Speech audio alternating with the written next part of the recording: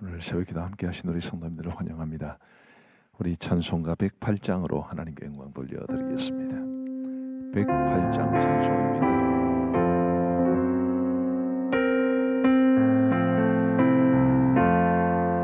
그 어린 주 예수 늘 자리 없어 그 귀하신 몸이 구유에 있네. 저 하늘 별들이 반짝이는데 그 어린 주 예수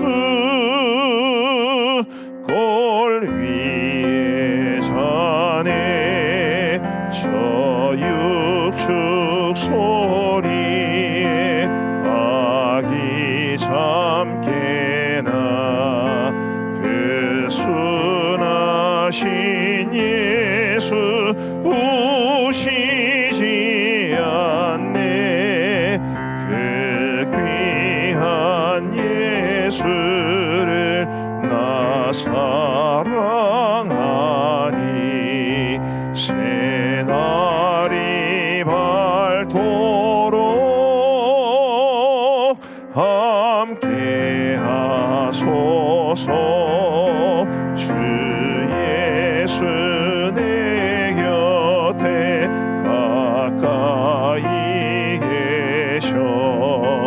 그 한없는 사랑 늘 베푸시고 온 세상 아기들 다 품어주사 주 품 안에 안겨 살게 하소서.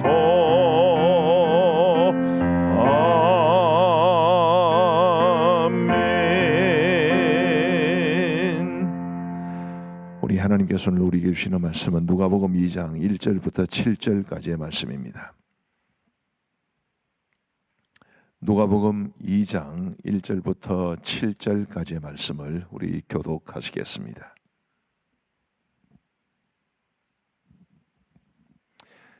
제가 먼저 1절을 읽겠습니다.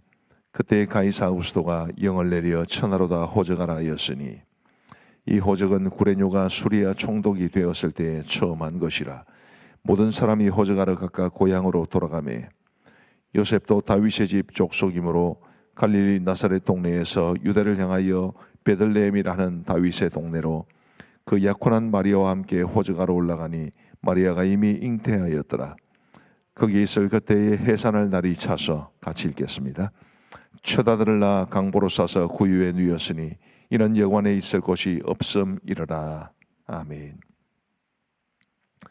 우리 예수님께서 태어나신 곳은 베들레헴입니다만 요셉과 마리아가 거의 해산할 때가 다 되기까지 살았던 곳은 나사렛이었습니다. 이 나사렛에서 베들레헴까지는 150km 정도 되는데 만약에 이제 상상을 좀 해서 우리가 타임머신을 타고 이제 말하자면 이 역사를 다 아는 상황에서 그 시대로 거슬러 올라가면 아마 요셉과 마리아가 여전히 나사렛에 있는 것을 보면 굉장히 안타까울 겁니다. 마음이 급해지고 베들레헴에서 예수님이 나셔야 되는데 왜 아직도 나사렛에 있는지 그런 생각 때문에 굉장히 마음이 불편하고 조급해지고 그러겠지요. 아마 특별한 일이 없으면 그들이 나사렛을 떠날 일은 없을 겁니다. 만삭에 가까운 여인이 차도 아니고 비행기도 아니고 걸어서 150km를 가는 것은 쉬운 일이 아니었을 테니까요. 그러면 예수님께서 베들레헴에서 태어나셔야 된다는 이 예언이 어떻게 성취가 될 수 있겠습니까? 그런데 우리 하나님께서는 참 희한한 방식으로 어쩔 수 없이 그들이 베들레헴으로 가게 하시는데 그 어쩔 수 없는 방법이 그 당시 로마의 황제였던 가이사 아구스도 그가 영을 내려 천하로다 호적하라 명하였기 때문입니다.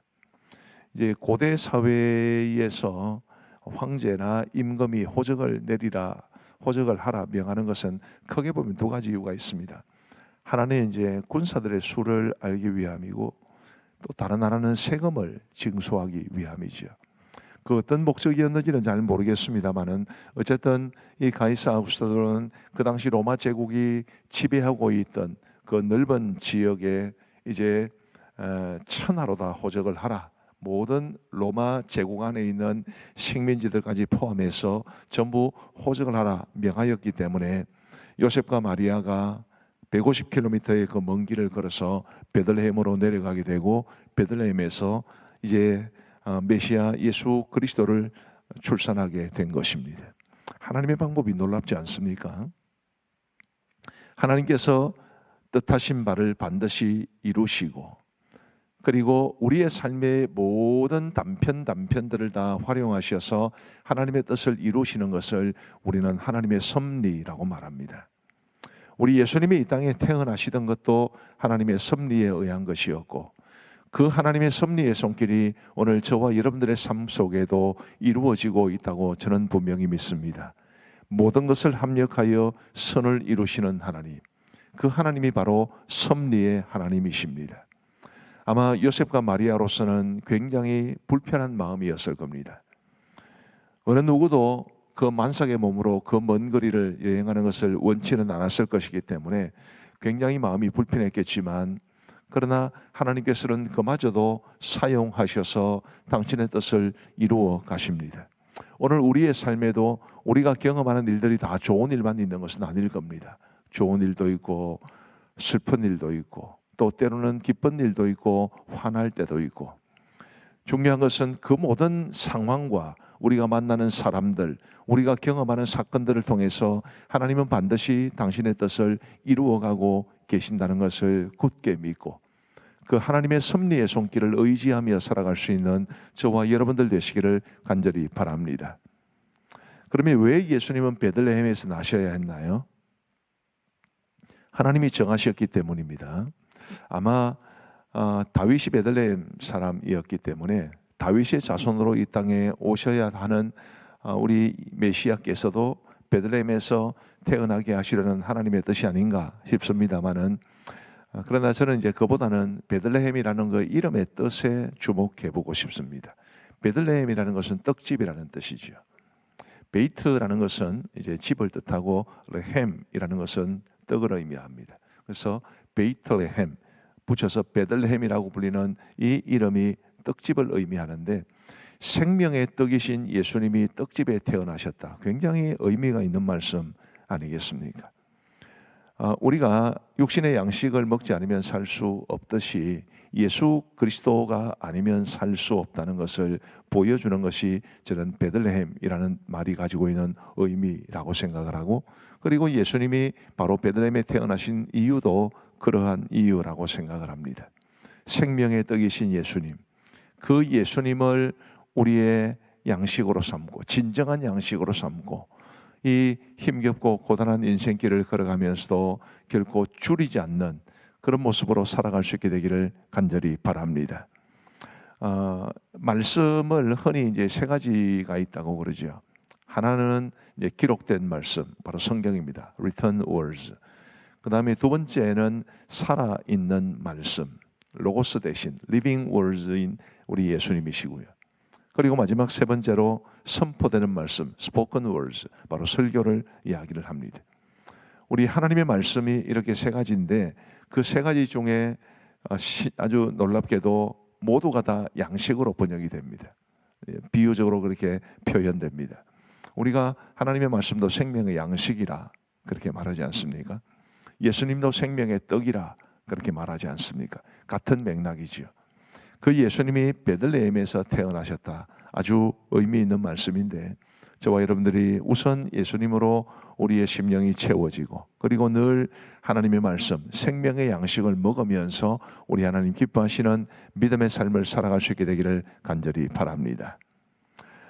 우리 이 예수님이 태어나시기 전에 요셉과 마리아가 베들레헴에 도착한 것 같습니다. 6절 말씀에 보시면 거기 있을 그때에 해산할 날이 차서 이렇게 되어 있죠. 거기 있을 그때 베들레헴에 도착해 있는 상황에서 해산할 날이 찬 겁니다.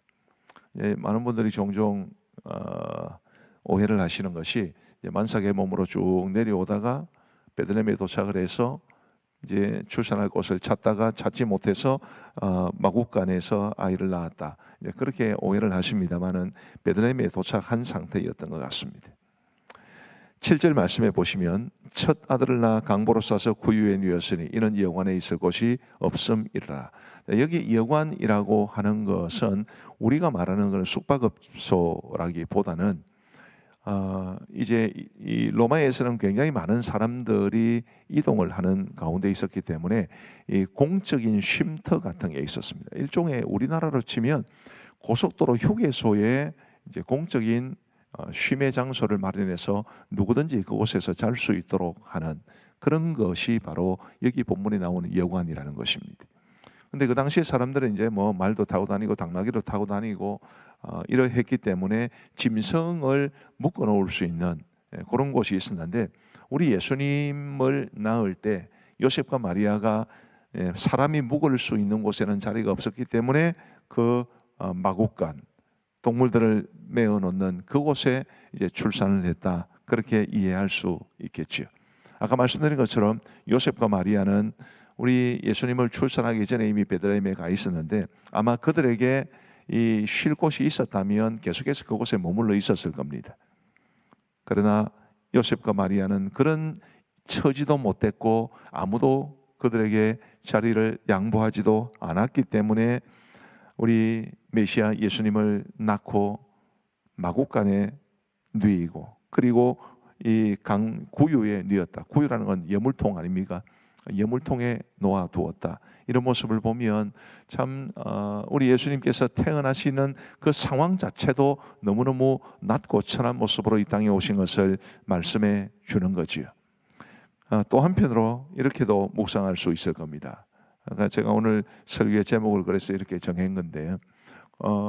예수님 한 분, 아기로 오신 우리 예수님 한 분을 모실 빈방이 없어서 예수님이 마국간에 나셨고 그리고 구유에 누이셨다. 참 서글픈 일 아니겠습니까? 오늘 우리의 마음 속에는 예수님을 모실 빈방이 있을까? 세상의 것으로 가득 차고 인간적인 것으로 가득 차고 그래서 우리 예수님을 우리의 심중에 모시지 못한 채 그저 겉으로만 그리스도인인 것처럼 살아가는 그런 우리의 모습은 아닌지를 한번 깊이 생각해 볼 일입니다. 예수님은 가장 우리의 삶의 깊은 곳에 모셔야 되지요. 최고의 손님 아니십니까? 제가 지금도 생생하게 기억나는 것이 제가 2010년 2월에 위임을 하고 그 해에 대신방을 했더랬습니다. 저는 부목사 경험이 없고 총회 교육원 사역하다가 바로 이제 우리 교회 부목사로 왔고 부목사로 1년 반밖에 사역하지 않고 이제 유학을 갔기 때문에 제가 대신방의 경험이 그렇게 많지가 않았습니다. 신방 자체 경험도 많지 않았던 거죠. 근데 담임 목사가 되고 나서 대신방을 하면서 몇 가지로 굉장히 놀랐습니다. 하나는 와 진짜 쇠가 빠진다. 그런 이 대신방이라는 게 그렇게 어렵더라고요. 그 해에 650가정 1년에 650가정 신방했으니까 뭐 나름 힘들지 않았겠습니까? 그게 굉장히 힘들었고 두 번째는 지금은 상황이 달라졌겠지만 그때만 하더라도 와 성도님들이 정말 대신방을 사모하고 있구나 그런 생각이 들었습니다.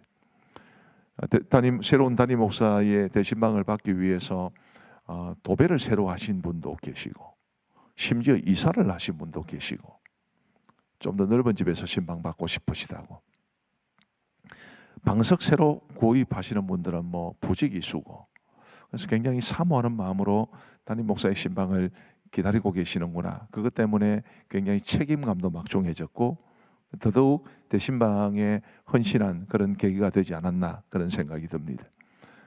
여러분 새로운 담임 목사가 대신방을 왔는데 어디 문 밖에 세워둘 일은 아니지 않습니까? 혹은 그냥 아무렇게나 앉히고 대접하고 그러지는 않을 것 아니겠습니까? 하물며 우리 예수님이 만약에 우리의 삶에 찾아오신다면 그분을 허투루 대하시겠습니까? 가장 좋은 곳에 가장 좋은 것으로 그렇게 대접하고 모실 것 아니겠습니까? 지금도 예수님은 우리의 삶 속에 그러셔야 합니다. 가끔은 그냥 교회만 다니시는 분들이 계시죠. 우리 교회도. 그런 분들을 바라보면 마음속으로 안타깝기도 하고 또 사실은 살짝 화가 나기도 합니다. 예수님은 그런 식으로 모셔야 될 분이 아닙니다. 그런 마음이 막 마음속에서 솟구쳐 오를 때도 있는 것이 사실입니다. 우리 사랑하는 성도 여러분, 예수님을 막국강 같은데 모시지 마시고 문 밖에 머물게 하지도 마시고 우리의 삶의 가장 깊은 곳에 그분을 모셔서 그 예수님이 주인 되시는, 내가 예수님의 종으로 살아가는 그런 모습으로 살아갈 수 있는 우리 모두가 되기를 간절히 바랍니다. 기도하시겠습니다.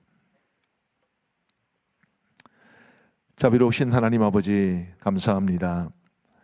오늘 성탄절 새벽을 저희들에게 허락하시고 우리를 위해 이 땅에 오신 예수 그리스도를 기억하며 우리 예수님의 탄생에 주는 의미를 묵상하며 함께 기도할 수 있는 은혜를 허락하여 주신 것을 감사합니다. 하나님이여, 아기 예수님을 출산할 때가 되었음에도 불구하고 여전히 나사렛에 머물러 있던 그들을 가이사 아구스토가 내린 호적하라는 명에 의해 베들레헴으로 기어이 가게 하셔서 베들레헴에 나게 하신 하나님의 손길을 기억합니다. 그 섭리의 손길이 오늘 저와 우리 성도님들의 삶에도 여전히 역사하고 계심을 믿을 수 있도록 도와주옵소서. 비록 우리가 살아가면서 늘 좋은 일만 경험하는 것은 아니지만, 늘 웃을 일만 있는 것은 아니지만, 때로는 힘겹고 어려운 상황 가운데 처해지더라도 하나님께서 그것마저 활용하셔서 모든 것을 합력시켜 나를 향한 선을 이루어가고 계심을 믿고 확신할 수 있도록 도와주옵소서.